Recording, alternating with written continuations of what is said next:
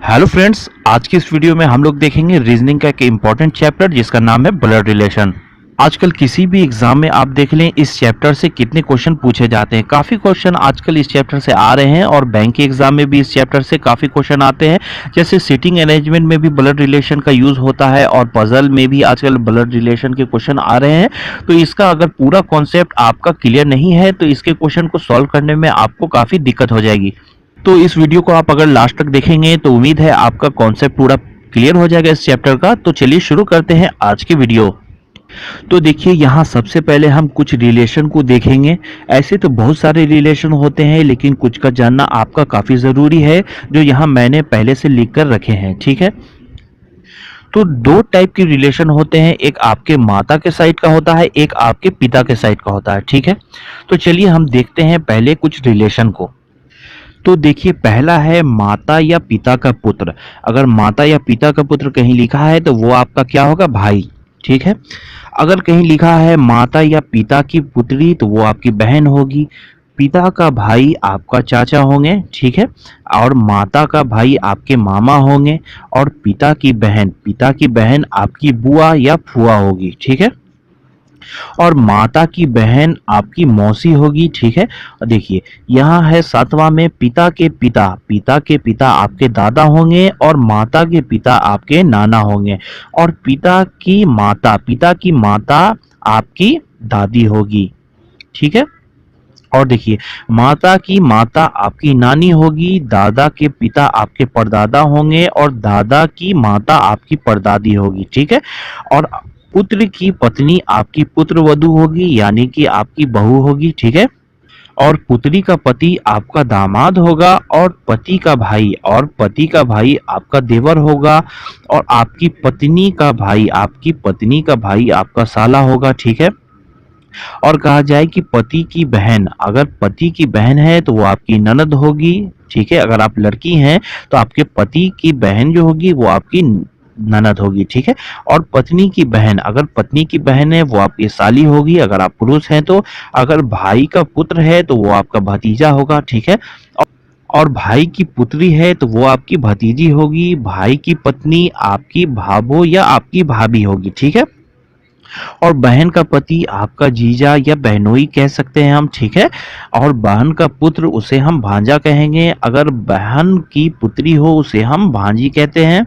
की पत्नी को हम चाची यानी आंटी कहते हैं। मामा की पत्नी को भी हम मामी यानी आंट भी कह सकते हैं। ठीक है, और चाचा या चाची का पुत्र या पुत्री को चचेरा भाई या चचेरी बहन। ठीक है, और मामा मामी का पुत्र पुत्री को हम ममेरा भाई या ममेरी बहन कहते हैं। ठीक है, और मौसा मौसी का पुत्र को हम मौसेरा भाई या मौसेरी बहन कहते हैं। फूफा फुआ का पुत्री या पुत्र को हम फुफेरा भाई या फुफेरी बहन कहते हैं।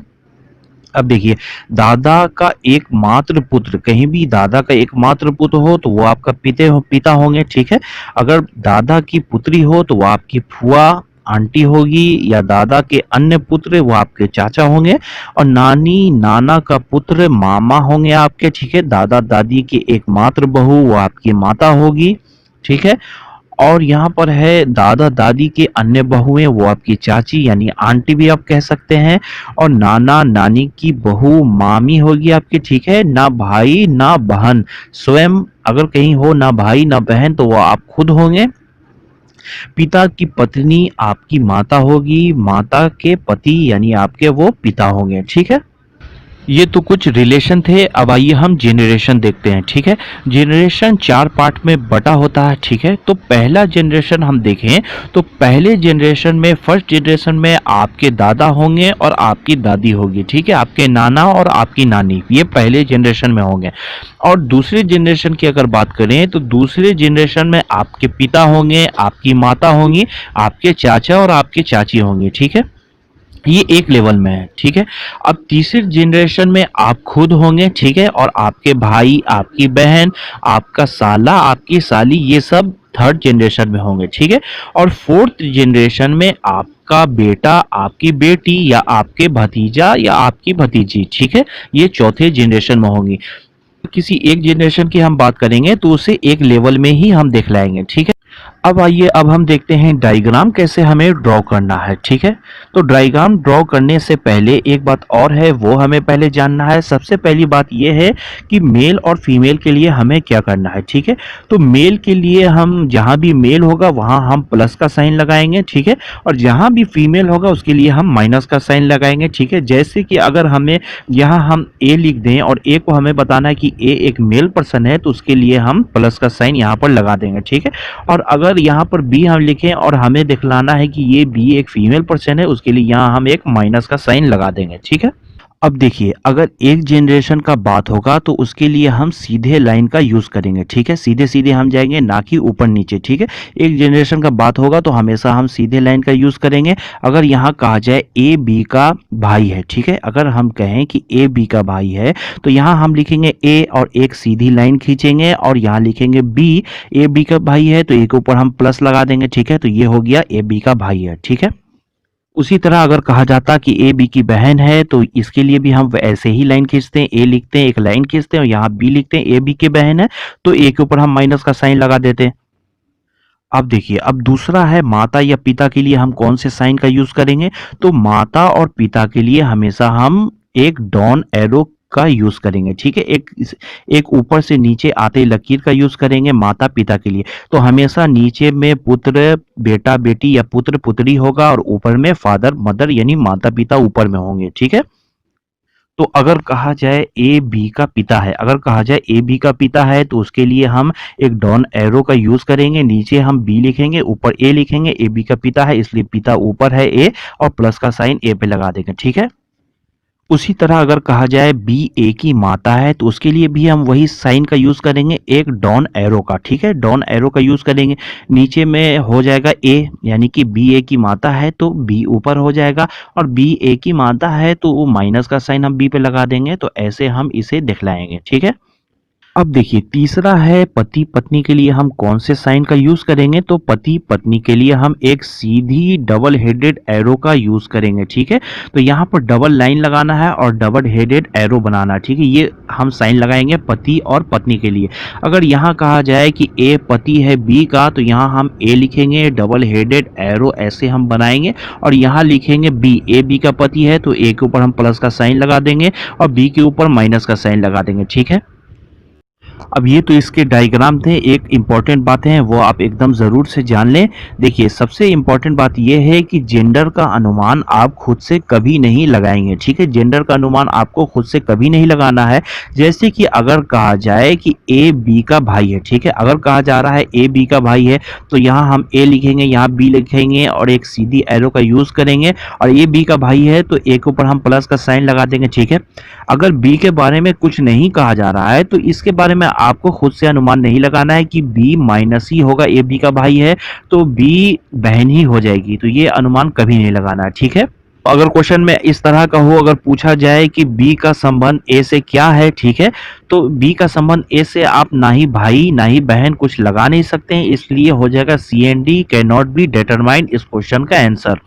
तो अब चलिए हम क्वेश्चन पे चलते हैं। तो क्वेश्चन की अगर हम बात करें तो ब्लड रिलेशन से तीन टाइप के क्वेश्चन पूछे जाते हैं। तो पहला टाइप का क्वेश्चन होता है सिंगल पर्सन ब्लड रिलेशन, ठीक है, और दूसरा टाइप होता है मिक्स्ड ब्लड रिलेशन, ठीक है, और तीसरा टाइप होता है कोडेड ब्लड रिलेशन। ठीक है, ये तीन टाइप के क्वेश्चन हैं जो एग्जाम में पूछे जाते हैं ब्लड रिलेशन से।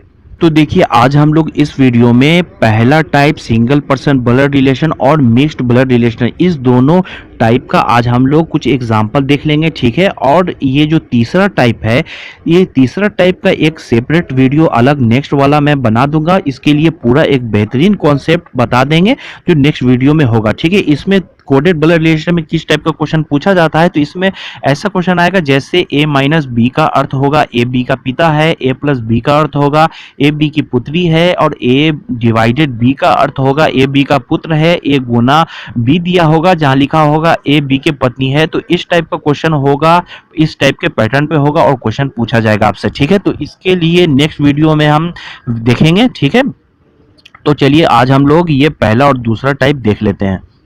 तो पहले टाइप का पहला क्वेश्चन आपके सामने है। यहाँ क्वेश्चन में है, एक फोटो की ओर इशारा करते हुए राकेश ने कहा, यह मेरे दादा के एकमात्र पुत्र की पुत्री है, लड़की का राकेश से संबंध बताएं। तो ऐसे क्वेश्चन को सॉल्व करने के लिए सबसे पहले आपको क्या करना है कि देखिए यहाँ पर कौन कह रहा है, राकेश कह रहा है। तो राकेश की जगह आप खुद को एज्यूम करके ऐसे क्वेश्चन को सॉल्व करें, ठीक है। नहीं तो आप खुद पे एज्यूम नहीं कर पा रहे हैं तो आप राकेश की तरह सोचें कि राकेश क्या कहना चाह रहा है, ठीक है। उसके बाद आप क्वेश्चन को छोटे छोटे पार्ट में ब्रेक करने की कोशिश करें, और उसके बाद तीसरा काम आपको यह करना है कि क्वेश्चन का स्टेटमेंट आप नीचे से पढ़ने की कोशिश करें, आप नीचे से शुरुआत करें। जैसे यहाँ पर क्वेश्चन में दिया हुआ है, यह मेरे दादा के एकमात्र पुत्र की पुत्री है, ठीक है। जैसे आपके दादा के एकमात्र पुत्र की पुत्री हुई तो इस पुत्री की ये दादा हुए, यानी कि आपके भी दादा हैं, तो ये दोनों आप दोनों क्या हुआ, आप दोनों भाई बहन हो गए, ठीक है। तो कह रहा है कि लड़की का राकेश से क्या संबंध है, यानी कि लड़की का आपसे क्या संबंध होगा, आपकी बहन होगी, तो इस क्वेश्चन का आंसर क्या हो जाएगा, बहन। तो आइए इसी टाइप 1 का एक और क्वेश्चन देख लेते हैं। तो क्वेश्चन में यहाँ है, एक लड़के की ओर इशारा करते हुए श्रीमती मीरा ने कहा, वह मेरे दादा की इकलौती संतान का इकलौता पुत्र है, ठीक है। उस लड़के का मीरा से संबंध बताइए। तो चलिए इस क्वेश्चन को सॉल्व करते हैं। तो यहाँ पर श्रीमती मीरा क्या कहना चाह रही है, पहले हम उसे समझेंगे, ठीक है। तो यहाँ पर मीरा कह रही है, वह मेरे दादा की इकलौती संतान का इकलौता पुत्र है, ठीक है। वह मेरे दादा का इकलौता पुत्र, यानी कि मीरा के फादर के बारे में बात हो रहा है, मीरा के पिता का इकलौता पुत्र है, ठीक है। यानी कि मीरा के पिता का जो पुत्र है वो मीरा का भाई है, ठीक है। मीरा का भाई है, यानी इस क्वेश्चन में यही पूछ रहा था कि उस लड़के का मीरा से क्या संबंध है। तो ये जो लड़का है ये मीरा का भाई है, यानी ऑप्शन नंबर 4 हो गया इस क्वेश्चन का आंसर। तो अब आइए टाइप 2 देखते हैं, मिक्स्ड ब्लड रिलेशन। तो पहला क्वेश्चन आपके सामने है। यहाँ क्वेश्चन में है, सी बी की पत्नी है, ई सी का बेटा है, ए बी का भाई है और डी का पिता है, ठीक है। ई का डी के साथ क्या संबंध है। तो चलिए इस क्वेश्चन को सॉल्व करते हैं। तो ऐसे क्वेश्चन को सॉल्व करने के लिए आप स्टेटमेंट पढ़ते चलेंगे और डायग्राम ड्रॉ करते चलेंगे, ठीक है। तो यहाँ पर कह रहा है कि सी बी की पत्नी है, तो सी बी की पत्नी है, तो पति पत्नी के लिए हम एक सीधी डबल हेडेड एरो का यूज करते हैं। तो सी बी की पत्नी है तो सी के ऊपर हम लगा देंगे माइनस का साइन, बी के ऊपर लगा देंगे प्लस का साइन, यहाँ हो गया सी बी की पत्नी है। अब है दूसरा कि ई सी का बेटा है, तो बेटा और पुत्र के लिए हम डाउन एरो का यूज करते हैं, ठीक है। ई सी का बेटा है तो नीचे हम ई लिखेंगे, ऊपर सी हो गया, ठीक है, नीचे ई है, बेटा है तो प्लस का साइन लगा देंगे। ए बी का भाई है, ठीक है, तो बी के सामने एक सीधी रेखा खींचेंगे और ए यहां लिख देंगे, यानी ए बी का भाई है तो ए के ऊपर प्लस लगा देंगे, भाई हो गया। और डी का पिता है, ए जो है बी का भाई है और ए डी का पिता है, ठीक है, यानी कि एक डाउन एरो हम खींचेंगे और नीचे में डी लिख देंगे, ठीक है। अब डी के ऊपर कोई प्लस माइनस का बात नहीं हो रहा है, ठीक है, तो इसे हम छोड़ देंगे। उसके बाद क्वेश्चन में पूछ रहा है कि ई का डी के साथ क्या संबंध है, ई का डी के साथ क्या संबंध है, ठीक है। अब देखिए ई के पिता कौन है, ई का पिता बी है और बी का भाई, यानी कि ए जो है वो ई का चाचा है और डी जो है ए का बेटा है, यानी कि चचेरा भाई हो जाएगा ई, ठीक है। यानी कि इस क्वेश्चन का आंसर हो जाएगा ऑप्शन नंबर 4, चचेरा भाई। तो अब आइए दूसरा एग्जाम्पल देखते हैं। तो दूसरे एग्जाम्पल का क्वेश्चन है, पी टी का पिता है, टी एम की पुत्री है, एम के की पुत्री है, पी का के से क्या संबंध है। तो चलिए इस क्वेश्चन को सॉल्व करते हैं। तो यहाँ हम स्टेटमेंट पढ़ते चलेंगे और डायग्राम ड्रॉ करते चलेंगे। तो पहला स्टेटमेंट है, पी टी का पिता है, तो पिता और पुत्र के लिए हम डाउन एरो का यूज करेंगे। पी पिता है तो पी को ऊपर लिखेंगे और प्लस लगा देंगे, ठीक है, नीचे टी लिख देंगे, यहाँ तक ठीक है। तो उसके बाद है दूसरा, टी एम की पुत्री है, टी जो है वो एम की पुत्री है, यानी कि टी जो है वो माइनस का साइन टी के ऊपर लग जाएगा, एम की पुत्री है, ठीक है, यानी कि पी और एम पति पत्नी है, तो उसके लिए हम डबल हेडेड एरो का यूज करेंगे, यहाँ एम लिख देंगे और माइनस का साइन लगा देंगे एम के ऊपर, ठीक है। यहाँ हो गया टी एम की पुत्री हो गया। अब देखिए अब है कि एम के की पुत्री है, एम जो है के की पुत्री है, यानी कि एम के ऊपर एक डाउन एरो का यूज करेंगे, ऊपर के हम लगा देंगे, एम के की पुत्री होगी, ठीक है। अब देखिए एम की यहाँ पर ये माता है, के की पिता है, इसके बारे में नहीं कुछ कहा गया तो इसे हम नहीं लिखेंगे।